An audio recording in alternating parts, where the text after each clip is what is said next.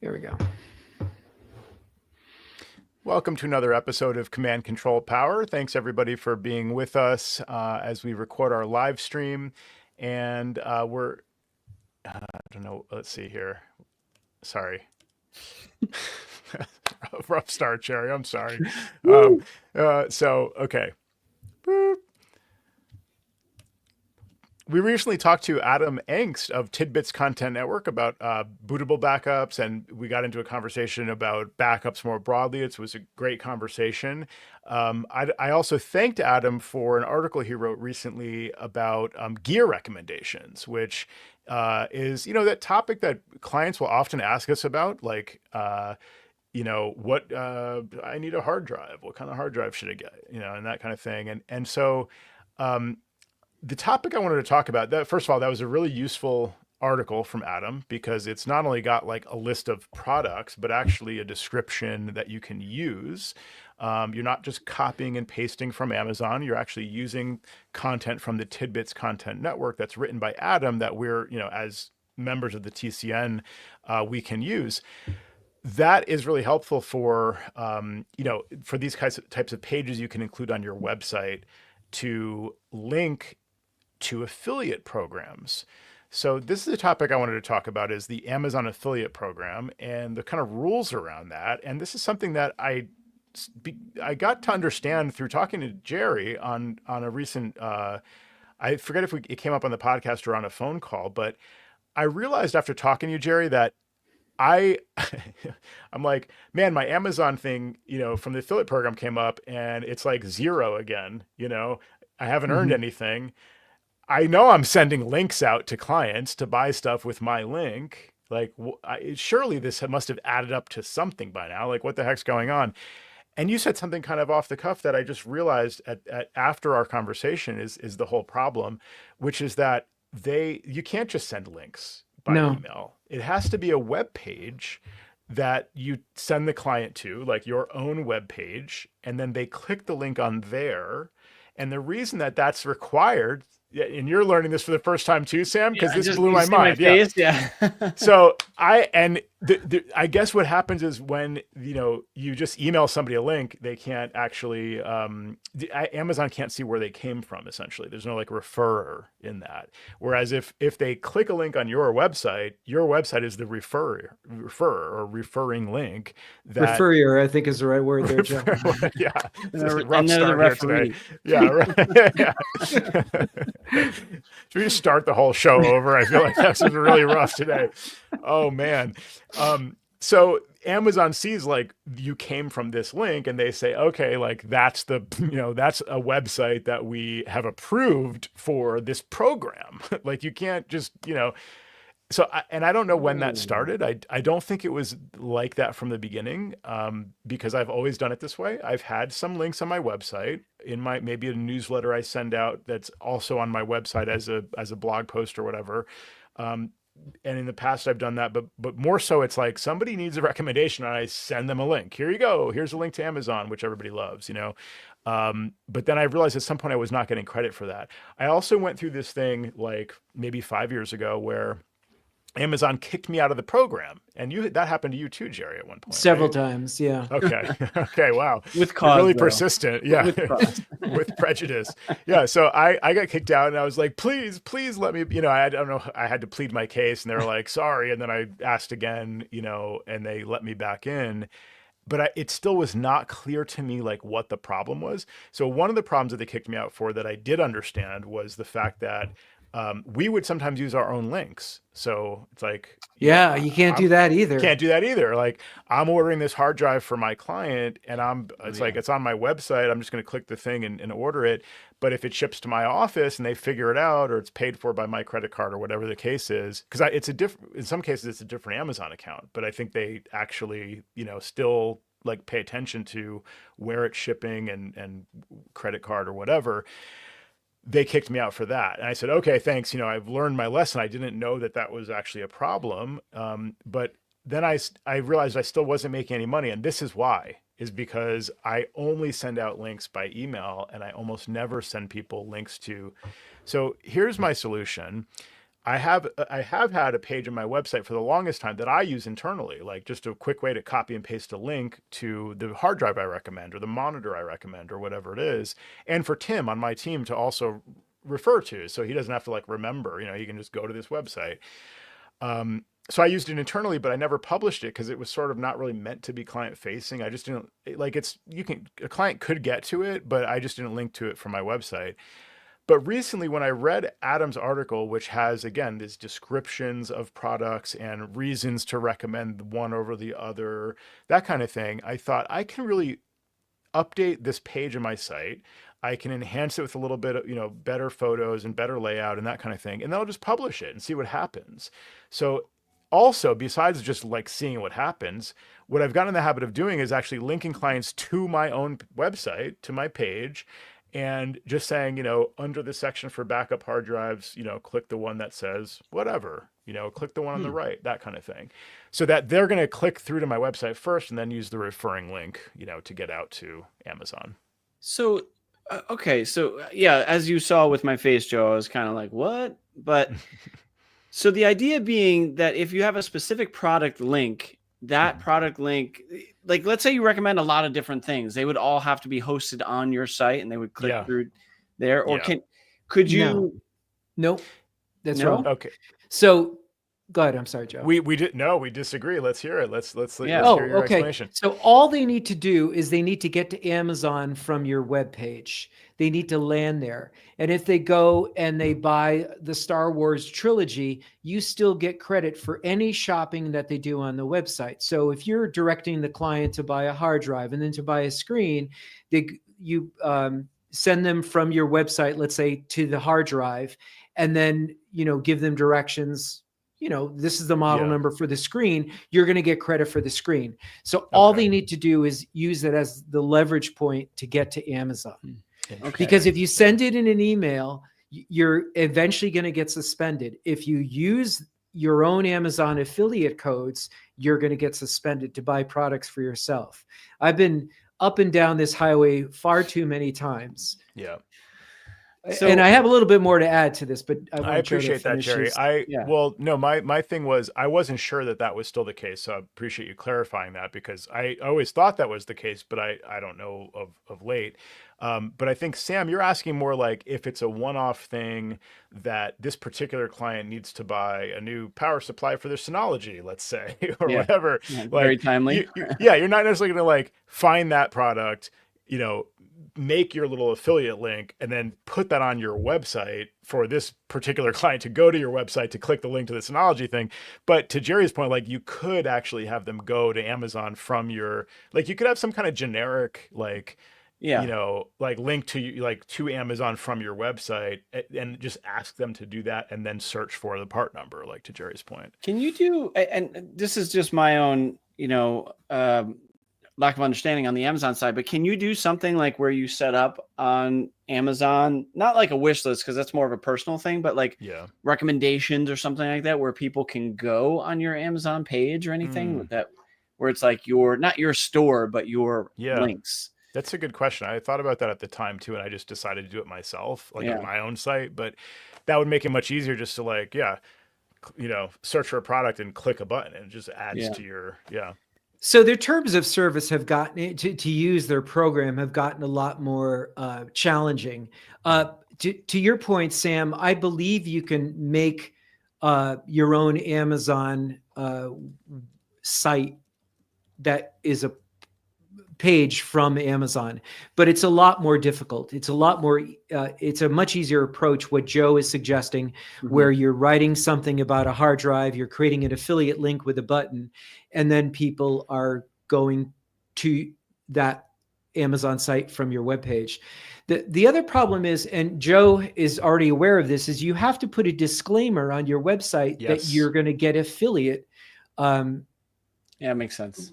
Money back from this referral or for this. And so they're very vigilant about pursuing that. There's a company that I didn't want to, I had been, up and down the road, like I mentioned earlier, so many times, and I didn't want to do anything that associated it with my website at this point. So I wanted to find a website creation tool that somehow had a tool that you could easily create Amazon affiliate links. Mhm. And, if you use the websites or the website creation tool Square, they have a way to do that, but not really. But there is a company that has that offers a Amazon link creator tool that you could build into your WordPress blog. And the name of the website hosting company is called Hostinger, Hostinger. And they're super, super cheap, especially if you buy it out for 5 years. And the first year you get a domain. So I looked for a domain that I could use for this, precisely for just sending clients to this webpage so they could buy things. So I got bestapplemacgear.com, right? Sweet. But it's very, very easy to do, to add new posts on the website because of this mechanism that Hostinger builds right in. It takes a little bit of a learning curve, but it's much easier than anything else that I've ever found. So I would say if you're even thinking about this, and you could certainly put it on your own website like Joe did, but if you don't want to like screw around with, because that's the biggest pain in the neck, is creating the actual affiliate link and creating the button and all this stuff. And like I say, there's a tool built into Hostinger that just does that for you automatically. And you could find a WordPress template that looks good to you. You could get one that's free. You could pay, for one that for $50, and you're kind of off and running. So that's what I would recommend if you really want to kind of go in on all this. Now, it's not like you're going to be rolling in the dough. I had a client. Oh, the other thing too is to get approved. Once you set up your site and once you sort of get going with it, you have to, I think, someone has to do at least 5 unique purchases before Amazon says, yeah, this guy's on our team now. And they give you everything that you need to kind of like keep moving forward with them. So there's a little bit of a trial process for people who are new signups to the affiliate program. And then the final thing I wanted to say was, I had a client yesterday who bought some Nintendo Switches for their school. So they spent $1,300, and I tracked it because I wanted to see if this was actually working as intended, where they used my page to jump off onto Amazon. They bought the Nintendo Switches, which I did not list. And I think it was a total purchase of $1,300, and I got a whopping $13 for that. Yeah, that's not bad though. I mean, free lunch, man. I've been selling a ton of stuff and getting nothing. So I know. I was like looking for 13. I thought it would be like $20 or something maximum each month. I'll split that with you, Joe. I'll give you $6.50 if you want. No, I got at least that much value from you already, Jerry, from just this like breakthrough of understanding like, oh, that's why I'm not making any money. Like, I just thought it wasn't adding up, like people are buying a $100 hard drive and I'm getting nothing, Now you may want to look at this too, because you may be sandboxed by them at the moment and they may have flagged your account. So even if somebody's going from your webpage, you may want to purchase something from your webpage as a test. Yeah. And see if it's good point. If it's otherwise, you just have to create a new Amazon affiliate account. But normally if you're pointing back to your website, that's the other thing too, is and I don't mean to go long on this, but when you set up your Amazon affiliate site or account, they want to know what the website is. They want to know what you do. And so I guess there has been a lot of fraud or flim-flam, and they're trying to get away from all that. And it's like heavily vetted. Yeah. It's worse than the Apple program. Yeah. Well, I mean, I remember going through this, getting approval, and they needed to know not only the website, but like the page on my website where I was recommending products. So that might have been even one of the first reasons I created a page. I'm like, oh, okay, to play ball here, I need to like send them something. And I thought that was enough. Okay, like as long as you have the links on their website, you can still just send the links out. I don't remember anyone ever telling me that I couldn't just email links with Amazon, my affiliate code in there. Yeah.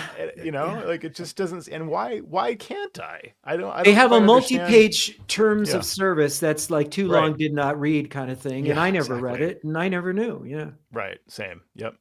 And I guess the only thing is the fraud and flim-flam that you mentioned, where, someone could create an extension that pretends to do something useful, and instead it changes every Amazon link to, an affiliate link that benefits some other person, or, Hmm. so it makes sense they would want some level of control of like where are these refers, like who's referring this in.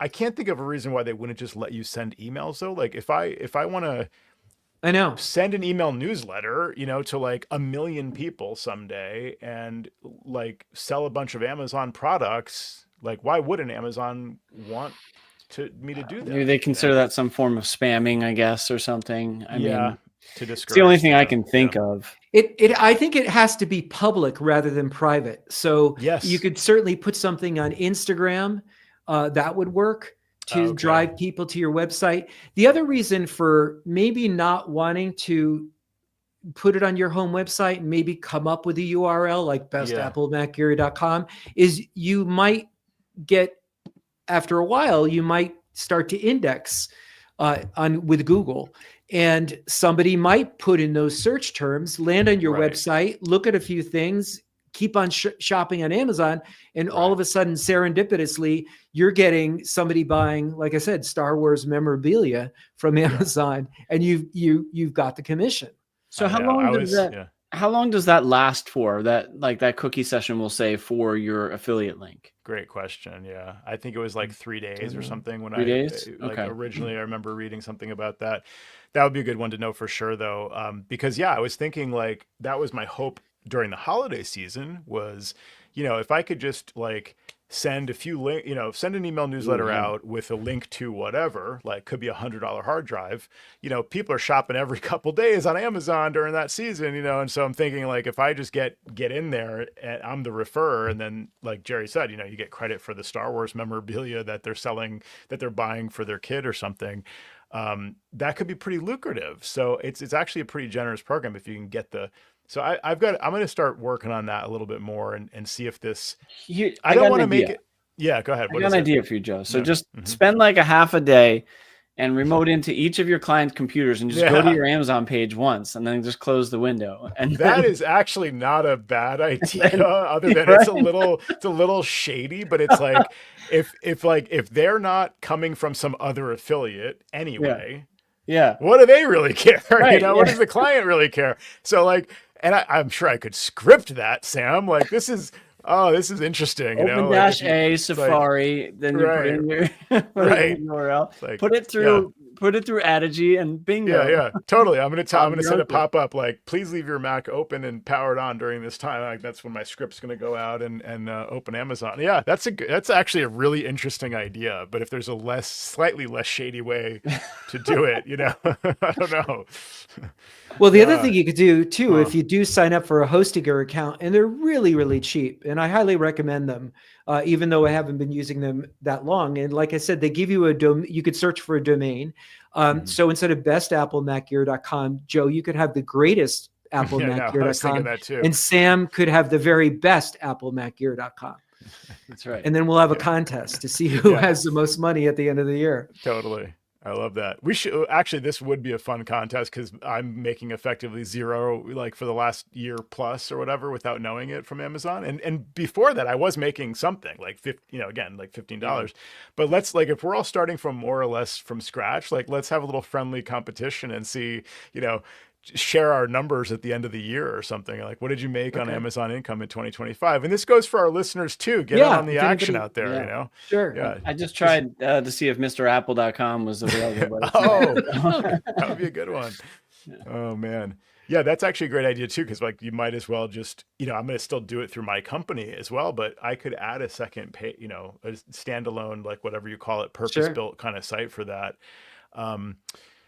Yeah, the other thing was like other programs, what other programs do we all like? Because we've kind of had this conversation over the years, and Backblaze comes up quite a bit, that it's nice to use your Backblaze affiliate link. But I found at one point my link, I guess, something about my link wasn't working. And I mentioned this on the show, but I'm rethinking that now, that I wonder if I need to like have a page on my site that says like, here's our backup recommendation and this is why, big button to Backblaze, like, do they need to be coming from my site? I don't know. I don't remember that ever being a necessary thing, but this is going to change my approach with clients, where instead of, again, just linking them directly to the thing, I'm going to be linking them to my site, which then links them to the thing. And I don't like the idea of making it harder for my clients. I never want to say like, jump through this hoop for my benefit, not yours. But if I can make it like enough of a, again, like the Backblaze one is probably not a big deal. If they go to a landing page that then links them to Backblaze, that's very obvious. But if the Amazon one makes it a little bit harder for them, because I need to like describe where they're going to find the product on my page instead of saying, here's the link, like Right. they're going to be like, why don't you just copy and paste your link to me? Like, can you just tell me what to buy? Like, don't make it like a little, Easter egg hunt here, like to find the product on your site, so that might be a little bit weird. But yeah, I don't know. Any creative ideas out there? Any other programs that people are using? I don't think that Backblaze stipulates it has to come from a landing page. I think you could simply put that in an email link. I know that's also true with daylightmac.com. Plug. Nice. But that's been I've mentioned that in the past on the show. I'm not suggesting people go out there and start selling daylight on the internet like I do, but that's been an extremely lucrative program for me. It's been. Yeah, you've mentioned that a few times. It's been very lucrative. I love hearing that. I mean, it's good. You've inspired me. Like I said, I got, well, I did order, I don't even know if I set this up, but I have, there's yours, daylightmac.com, and I have backblazemac.com, which one day, probably during the show I registered because I thought, why not set this up and just see what happens? I've also mentioned you guys this idea of, so a while back I learned that password, you could, if you're mistyping the word password on your keyboard, it looks like passwoes, like woes, like woe is me, passwoes dot. So I have passwoes.com, and I thought, why don't I make this like a flow chart of, go to that site, go to passwoes.com and answer a few basic questions. I use a Mac, I use Windows, I don't know what the questions would be. Like what is your credit card number? Yeah. But essentially it's like the end result is probably dependent, regardless of how you answer these questions, might just be like, go to, here's the link we recommend, 1Password. And so that's my 1Password affiliate link. I also, at several points over the years, learned that I was like out of that program and I never knew it, And oh man. So this is my overall advice with these affiliate programs is like monitor this stuff carefully. They don't always have a way to know. Like, I think Amazon does report when you make a sale. Is that right, Jerry? Where you said the Star Wars memorabilia, like you could tell that was a client's purchase kind of thing, or you have to log into your account to see the product. You can find out what the product is. And I believe that used to be the case. I did not see the product this time. Okay. But I know it was not something that I had on my page. And I think Apple does that too for the custom store program. I think that, you certainly can't see any customer information or anything like that, but I think you can see like the sales. I'm not positive about that though, because I may be thinking of the old program, which again, like as far as I knew, I was enrolled in this Apple affiliate program from before the custom store program.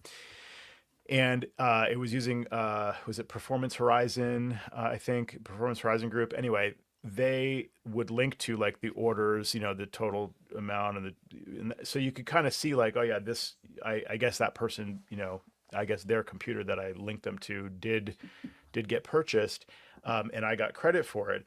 And I was getting credit over all these years in this old Apple affiliate program, racking up actually a decent amount of like, income over the years.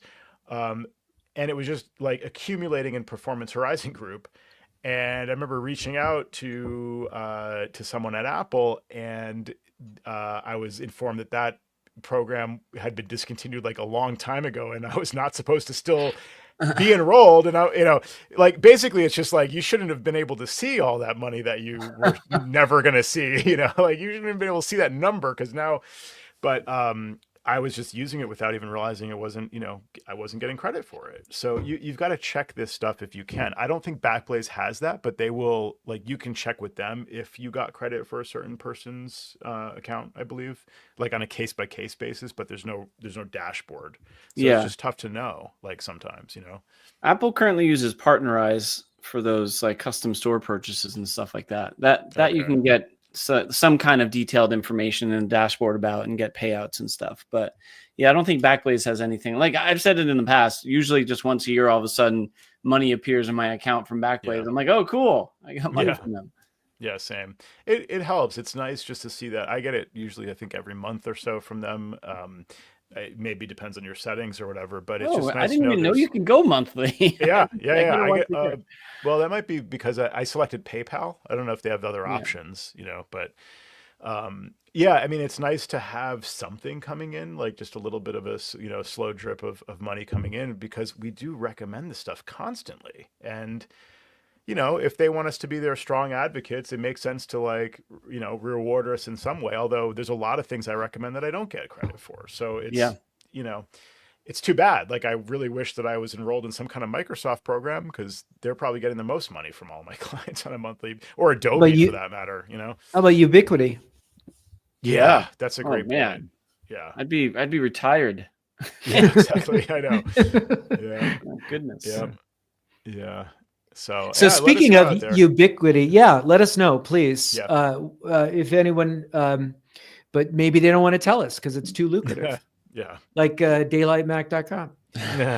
So speaking of Ubiquity, I was really excited because I was going to install one of these little small routers, one of these new routers that they make for a client. And I was looking around, and it's the Cloud Gateway Max, and they only had ones that had, they didn't have ones that were empty, and I didn't need any storage. So this Cloud Gateway Max, you could use it to record video. And it's a very, very small footprint, but it's still amazing that it can do that. So Ubiquity was out of stock, so I would had to have paid $279.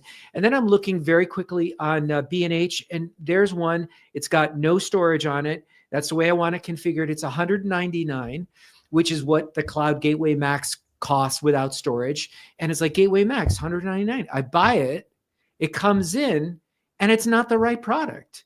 So they have two products. One's called a Cloud Gateway Max. That's $199 for zero storage.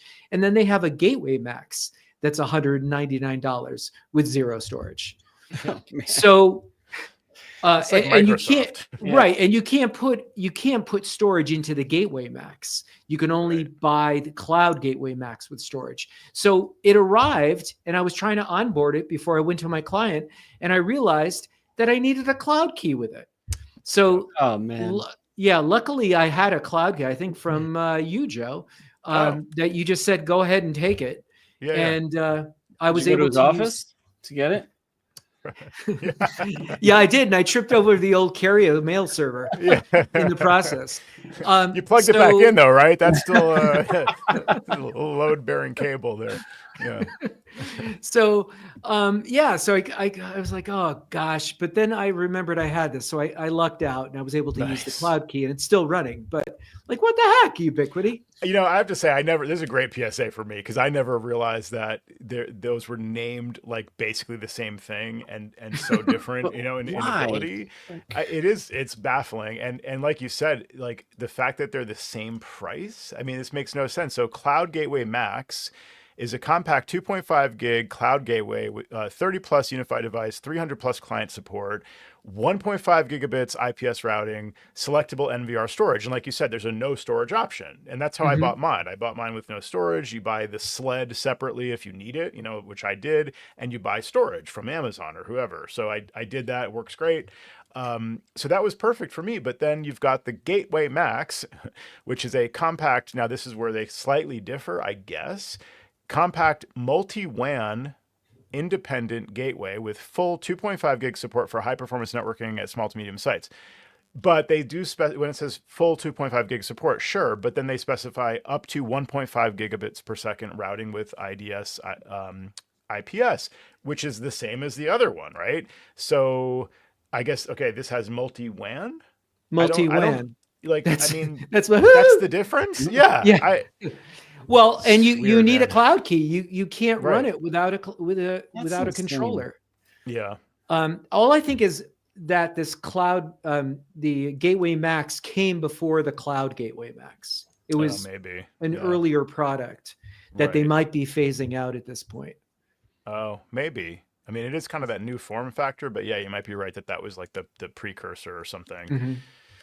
Yeah, it's tricky. Yeah. It's you got to pay really close attention to this stuff. And the other one you pointed out recently, to me, Jerry, was at a client where, well, your example was, I think it was, the garage was really cold this time of year, and the access point just wasn't functioning, and you brought it Mhm. indoors, and then it like warmed up and it worked. And I looked into that a little bit further because you mentioned maybe go with an outdoor one, which made perfect sense there. And the outdoor, Or buy a use- special space heater to Space just warm heater. the yeah, Unify Heater access Pro point. Max at plus. Unify Heater plus. Yeah. That's pretty good. That's pretty good, Joe. So yeah, you can See, get I set him up and he tees him off. Yeah, Yeah. I appreciate it. So he's- All from Jerry. Yeah. He's actually the funny guy. I'm just the straight man. So the U7 outdoor that you installed outdoors and had incredibly good results with on the MacWork HQ Castle property. I think it even made it across the moat. I mean, it was like, all the way down So that can go up to 140 degrees Fahrenheit, that outdoor one. Whereas the U7 Pro standard can only go up to 104 degrees ambient temperature, like operating range. They both go down to -30 apparently, and that's probably different than the old models, I assume. But I'm not so concerned about -30. You got much bigger problems if you're -30 Fahrenheit or whatever. So but yeah, so that was another good, like, pay attention to that stuff. And there's a location at the same client, right, for the attic, and that's a case where, like, in the summer it can be super high. It can be above 104 easily. It can be 104 outside. So yeah. Well, I think it's 104 on top of the heating duct where the other one is. Yeah, too. that's the other location. I know. Yeah. That was an interesting scenario. I know. We should just put all outdoor APs at that client because I don't know. But yeah, it is nice they have this info, but you do have to kind of dig in a little bit more carefully. What's new in your world, Sam?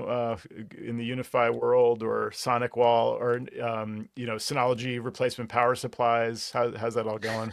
Yeah, that Synology placement went just fine, thankfully. But Nice. I do have one like holdover issue from the Unify setup where we had the hundreds and we had them all knocking offline and coming online from a few months ago. I now just I think I mentioned this recently, but the contractor still hasn't done anything about it. But I still have 3 devices that never came back up online. Out of the rest of them, they stayed on forever. Like, they've never had issues. Although every once in a while I get like alerts from only this client that shows like, the server room Unify switch went offline, and then it comes back online immediately. And that happens a few times, but the network doesn't go down. It's just it stops communicating with Unify. Yeah. So it's a little strange, but I mean, and Sam, what was the solution though? Just remind us. Like, the issue we think was the screws and the plates. Yeah. Here's the oddest thing about this that I thought I mentioned, but in case I didn't. Basically, we got those coated mounts that we were supposed to replace, and then the contractors that went in said there were only a few of them that didn't already have the coated mounts. Yeah. And so they just remounted them. And I said, "Did you cover the screws like I asked?" And they're like, "No." I'm like, "Okay, great. So that's going to be a problem again." But it's never been a problem again. It just stopped happening. So I have to imagine some outside factor was also because the building was still under construction. So there's a lot going on at the time. Or it could be that cascading. Yeah, sorry, Jerry. Go ahead. That the 3 that never came up, they got damaged. They got arced out, and there's internal damage to those access points. That's true. Very possible. Yeah. I mean, they're showing lights for power, but I've asked them to re-terminate those because we had a few issues where we actually re-terminated the cabling ourselves because the contractors never certified the cables. Yeah, that could be too. If they're still lighting up, then they may not be fully damaged. Yeah. But I'll find out about that soon. But that's honestly on the Unify side. I'm trying to think. There hasn't been a whole lot that's happened with us on that side. We've gotten a couple of new clients, but they either had Unify or we haven't switched them out yet. It's tough sometimes. I mean, if you ever take on a new client and they have what's probably a decent setup, let's say, just a different manufacturer, it's hard to say, well, we'd like to come in and swap all this out if they just bought it like a year ago or something, you know? That's the tough part, is how old is it, you know, and also what their tolerance is and what their desire is for you, you know, because some clients are like, well, I want you to manage everything, you know, and it's like, well, that's not a system we recommend or, you know, or can manage. I mean, not that we can't manage it, but like we won't, you know? And so like, you know, and so if you want to switch to Unify, or if you want to just wait and hope for the best with the company you previously used for that, unless it's your old outgoing IT company, and that's a whole other thing, then we definitely want to either, you know, we'll have to step up and take care of it, or like wait, you know, hope for the best, or replace it. But yeah, I have the UCG Max, as I've mentioned, and I wanted to go to 2.5. And just speaking of Unify, I wanted to clarify, because I kind of heard Jerry's voice in my head about, you know, how I'm just, you know, I just need the bigger number all the time. Like, so the justification, and I don't actually need this, I fully admit that. But the point is, if you want to go above if you want to go above 1 gig per second on Wi-Fi, then you need Wi-Fi 7 and 2.5 gig. You know, or above, right? So, you know, I mean, obviously everything else is going to be your bottleneck is going to be the ports on the switch if it's only a 1 gig switch, you know. So in theory, if you want to start to plan for that future where maybe it's, you know, again, I don't know if there's a real need. It's just it's like more that I wanted, you know, to get those higher numbers, I guess. So it's usually how it goes with you. Yeah, totally. But you need, you know, if you want over 1 gig on Wi-Fi, you need it across the board. You need the U7, you know, you need Wi-Fi 7 and 2.5. I bet those new MacBook Airs, when they come out, Joe, they're going to have Wi-Fi 7, and you're going to have to sell this MacBook Pro. I know. I'm going to be so disappointed. Because you need that. You know, ancient 2024 MacBook Pro that didn't have Wi-Fi 7. Yeah, I'm gonna need it, definitely, obviously. So, Need a strong word. Even though it's like sitting here plugged in, you know, anytime I'm actually using it anyway. But yeah. Any update on the wake from sleep issues? And also, is there any update on, you had said that you were doing manually controlling with the Wi-Fi, and I suggested show you. Yeah. I suggested that you switch it back to auto optimize or adjust itself at night. I didn't take your advice on that. I'm down to minus 70 DBM RSSI, minimum RSSI. You got to hear it from Brains. So, Brains has to tell you to do it, and then you'll do it. That's right. Yeah, it's right in the name. Okay, I do what Brains says, you know. But so yeah, no, I have had to adjust that slightly again, and it does. It, you know, for like a week plus, it has seemed like it's working properly with requiring minus 70 or better RSSI. So, you know, this shouldn't be necessary. And like you said, auto optimize should work. But I thought that what the auto optimize did was, well, I'm not sure if you're referring to auto optimize like Wi-Fi channels and whatever, or auto optimize like just use all the defaults for the Wi-Fi settings. There's kind of two places for that, I think. Let me see. You know, because like they did have software updates since you put that in, and that was my maybe that has helped. I don't Jerry, know. Do you bill Joe for this time that you consult with him? Jeez, you don't even know the half of it. So. Yeah, so I will maybe I will try that. There's a setting in the Wi-Fi, you know, network settings, right? You can, under advanced, I mean, it's like right after the password, auto or manual. So if you want to do things like have control over, I'm trying to think of why I went to manual.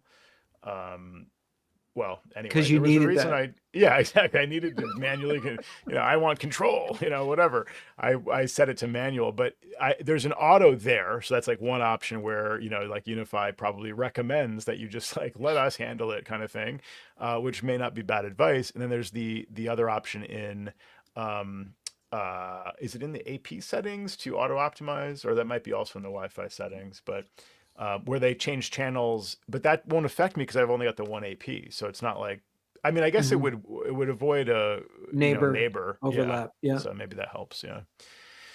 But yeah, that was my little Unify. How about the waking from sleep on your new MacBook Pro? So it's been okay for the last, again, probably about a week. Although you know, the only thing I changed on the Mac was I turned on high power, even on battery, so that when I come back and plug in, you know, it should. I don't think I'm trying to remember if I've done that where I've unplugged and plugged back in since then, because I'm mostly just at my desk. But I'll tell you one other thing that may be related is that my monitor has a 1 gig, Ethernet port built in that it's like a USB hub essentially. You know, it's USB-C, plug it in the monitor, and it's got USB ports in it, and it has this Ethernet port. And I thought, well, that's convenient, you know, just to have plug one cable in, and now I've got a wired Ethernet connection. I also wasn't sure I really wanted to use that because you know, I don't know, like who makes that adapter, and like, you know, if they're going to be able to hack that and send my traffic out somewhere. So anyway, I for a couple of reasons, but one of them being this wake from sleep and just I want to minimize variables. So in my Mac, I just turned off that network interface, the 1 gig, you know, built-in network interface on the Dell monitor. And instead I'm plugging in to a 2.5 gig adapter. I've got the 2.5 gig, you know, router now, so I want 2.5, need 2.5 on my Mac. So I plug in that USB-C adapter to 2.5 gig Ethernet. And so that's the only other thing that has changed, but it seems relatively okay. So I don't know, Sam, what's your issue? Because I know you've been having the same thing about like it won't wake from sleep, and you have to like unplug and plug it back in. Yeah, it's gotten progressively worse. So basically, wow. I've had this for a while where sometimes it would be just delayed in waking from sleep. I'd hit the keyboard a few times, hit the mouse, you know, nothing happens. And all of a sudden my monitor shows a signal, and then it would eventually kind of show up. Yeah. And then it's the last couple of months, it's gotten progressively worse. Wow. And I noticed when we talked about this last that Jerry had some recommendations. I figured, well, let Joe be the guinea pig and see what happens. And then I'll make a change if he reports back something good. But overall, it's been worse. Like, it's horrible. I do have to unplug the display cable from my laptop for about 5 seconds, plug it back in, and then it starts working again. Don't you love the one where you have to like, that doesn't work? So then you like unplug it, open the laptop so you can like, now, okay, it's definitely on, like plug it in, like then you get a signal, you know, just weird. Yeah, I don't know. It's just wonky. I felt like with Apple Silicon, it was way better at first than with Intel. And now it's gotten back to like where it's inconsistent again. 100%. Yeah, it was good. It was fine. I didn't even like, maybe it was a little slow, but I don't know what happened, if it was an update or what, but just, I can't pinpoint the time that it started, but I just know it's been sucky. Yeah. I never did try that cable. Apple does have that like Thunderbolt 4, you know, like long cable for $150. I think that might be like, I don't know. It seems like overkill, you know, like I don't need Thunderbolt. I just need USB-C, but the problem is like in my case, I need a longer one, but I'm assuming you're using like a very standard USB-C cable. Yeah. I mean, I bought it on Amazon, but yeah, it's I gotta see who the manufacturer is, but you know, I would try that next if I were you. If you can, you know, I mean, I know Jerry didn't recommend it and I didn't try it yet, but if you want to try something in the meantime, like get a standard, like, you know, 3 or 6 foot cable or whatever. For me, the issue I think is that when I have to go above 6 feet, that's like a very non-standard, like people make them, but they're not good. Anchor should be fine. Yeah. I would think that would be okay. And Sam, for the listeners, what kind of monitor are you plugged into? A Samsung. Any of course, affiliation? It's a Samsung, right? Yeah. Right. Affiliation. See, that time Jerry got the laugh. That was good. Yeah. You're on a roll today. Well, I could dive into, I have this other topic I wanted to talk about, just the state of software updates on the Mac. And Sam, I'm curious because I know you have a little bit more experience maybe in Jamf with this than with Adigy, whereas all my experiences with Adigy. So I'll dive into this topic. I guess it's basically like an overview of DDM and software updates in general. What got me on this again was just some conversation in the Mac admins Slack and the Adigy channel. Sam Knight asked about when users get notified, and Mac Weasel, I'm sorry, I don't know your original name, provided the link that just was enlightening to me. It's this Apple Platform Deployment knowledge base article called Installing and Enforcing Software Updates for Apple Devices. So that's the article. And then it it breaks down like just what happens, like basically when you set an enforcement deadline, like what's the timeline of, when and where and how users get notified and like how it's enforced and so on. So I'll get into that part, but in the meantime, then friends of the show, Tim Nyberg and Mike Kingsley, were discussing this. Mike pointed out to Tim where to set the force install in Adigy, which is right where you'd expect it basically, and then where to see pending updates for a device, which I thought was really interesting because you can actually see if a client says to you, hey, like, you're forcing me to update, what the heck, you can actually go in and look at those pending updates and you'll see what the enforcement date is. So if you screwed up and you did set it to a date, where they're like immediately now, having to install it, you'll know that that's on you, or you'll see that no, they're just misinterpreting something that they saw. So I thought that was pretty useful. Then I think Mike also pointed this out, that the global DDM settings, and I don't know what this refers to exactly, but Apple uses machine learning to determine the best time to install, rather than like, the countdown to that exact date and time when it's just going to be forced. So this is where I want to ask you a little bit, Sam, because I think this is more like, it's not Adigy specific, it's more like Apple, platform stuff. But like, where does it use machine learning to like try to install at the best possible time? Yeah. Do you know But that? I don't think that happens with DDM though, because I set a hard deadline and that's when it does work, and it hasn't worked perfectly, but it happens at precisely that time. Okay. Let me backtrack on that, because there are a few different options that you have for the when part. So I typically do a download, schedule, and install. So basically, you can choose your date and time. That's the difference, Joe, I think, where it's not using machine learning in the method that I choose, because I'm saying this is your deadline, and that's when it happens. Okay, so but that's all DDM, right? Not MDM updates. Yeah, okay. So, okay, that's the part I don't yet have like personal experience on, because I'm still using MDM software updates, and the reason is they've been working great for me in Adigy. Yeah. So I'll get into that, but I think I like the idea of, like, my workflow is to notify the client ahead of time using like a normal sort of like, pop-up window essentially. Right. And then later, essentially like Adigy sends the update, and depending on if they're like using the computer or it's just idle, that either, they get notified or it just happens. That all works for me, but like the idea of my little extra added layer of notifications, I don't know that will be needed like once I switch to DDM and just do it the Apple way. And then, I'm kind of like of two minds on that, because I think it's nice to be, to inform the clients, as much as possible, but also not get in their face, so that's kind of the thing, like to find the balance. And then versus like just do it as natively as possible, and just whatever the Apple methods are, like I can always just tell the client, look, that's just the way it works. I didn't make the system, So, but you're saying it's been a little inconsistent for you with the DDM, like actual enforcement. Well, but I think that's the MDM in question. I mean, I like, my issues stemmed from how Jamf is deploying them, and it's just been like, I'll be honest, like a 60% hit when I do it. So it's like a bunch of them just never hit the software update. And if I look in the logs, it's like waiting to install, but it's like 5 days past the date. Yeah. So that's not helpful. And I have to do it a couple times in order for it to go. So as much as I've been excited about this, it has been great, at least. Yeah. Can I just jump in and say, I can imagine some scenarios or some environments where you're setting schedules for updates and things like that. But wow, I'm gonna have to fix this and edit. But where do you see this sort of fitting in of like, putting on your IT pants and going like, we're going to do updates at this particular time because you need to update.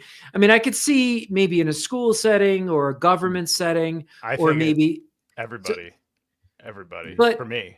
Yeah. Well, we know it's like eating oatmeal in the morning. It's good for you, right? Or eating kale. My wife loves kale, right? And it's worse than spinach. I love spinach compared to kale because kale tastes so bad. Kale, we got to send you our kale salad recipe from the old Fat Cat in Norwalk. Do you remember that, love Sam? That right? salad, yes. But yeah, it was so good. Ashley makes recipe? it. Sorry, Jerry. Yeah. We got the recipe from them. We got it directly from the source, and Ashley has refined it over the years. And my wife would love. She would really love that, and I might be able to eat kale. Put it on the CCP recipes page. Yeah, exactly. Yeah. But here's the thing. So, are clients looking for that from us? I mean, we need to make sure that they're backed up, and we want to make sure that they're not on Monterey or Big Sur or something like that. Yeah, I mean, but like, are we like Mr. Update Man now in a lot of these settings? I feel like I'm Mr. Update Man. Yeah, I'm Mr. Update too. Yeah, I'm like there was a window of time. I mean, if you go way back when Adigy was able to use the built-in like command line function to install updates, that was working great, and then Apple deprecated it. And so I went from like Mr. Update Man, all my clients are getting the updates and whatever, and that's part of our offering. We manage your software updates, and I think it's really important because that's they fix the vulnerabilities that actually do sometimes come out, and granted, 90% of the time it doesn't affect, probably almost 100% of the time it doesn't affect any of my clients, and probably 99% of the time it's like almost no one in the wild actually but every once in a while there's a bad one and they fix it, and you better install that latest update. So my thinking is I've always wanted a mechanism in place that's reliable to keep these machines up to date.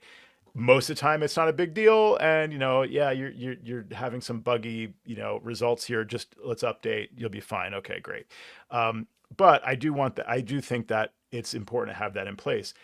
There was that window of time where I was still telling clients that I'm managing your updates because I was basically just wasn't really working very well because Apple deprecated the old system and totally botched the new one for like three OS versions or something. Like, sorry, Apple, but it really worked pretty poorly for a while.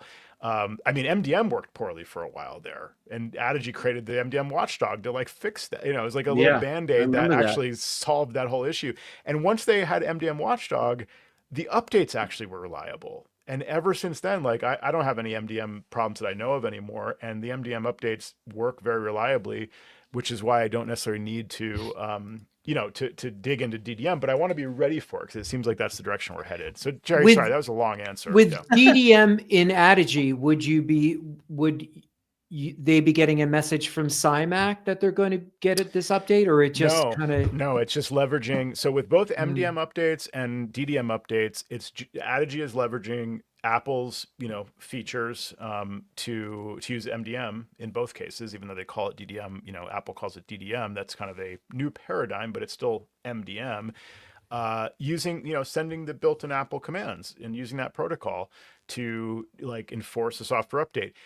I should just speak broadly. So the difference is like with MDM software updates, you can like, as the MDM server, you can just send the command, like do this update, and then the MDM server is responsible for checking and saying, is that machine up to date yet? What's the status of that update? Okay, it's downloading. Okay, now it's, queued for installation. Hopefully the machine reports back in later. Now it's up to date. Doesn't have to send the command again. But that's kind of like this manual like process. DDM overall is a new paradigm in the sense that the MDM server tells the machine what state it needs to be in. Like, you need to be running 15.2 by this date. And then the machine itself is responsible for like making sure that happens. So that all sounds great, but Sam, your issue with DDM is like my whole, it's like, it doesn't matter who's responsible or how you call, like it's still, there's still things that are going to happen where it doesn't actually work. So, yeah. Great. The machine knows that it's really, definitely, really 100% has to be in that state. It has to be, but like, it still doesn't really like do anything different, like.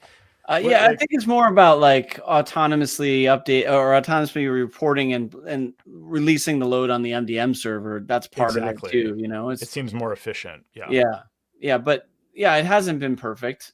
No. Yeah. I actually just sent out a DDM update while we were on the show because I was like, "Ooh, I got to send out 15.3 to this IT team on the." But Jerry, to your point, like I know what you were asking before, and like I think it's part of what I write down on our managed services is what we do, so I kind of have to.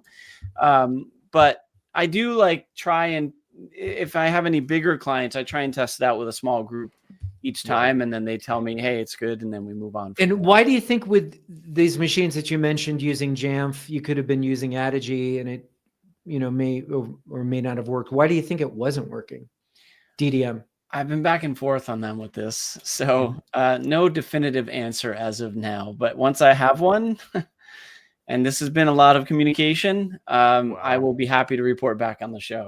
Nice. So just to put in a pitch here. As a consultant, it was nice when you were using MDM and Adigy was telling the client that we were going to update them, right, Joe?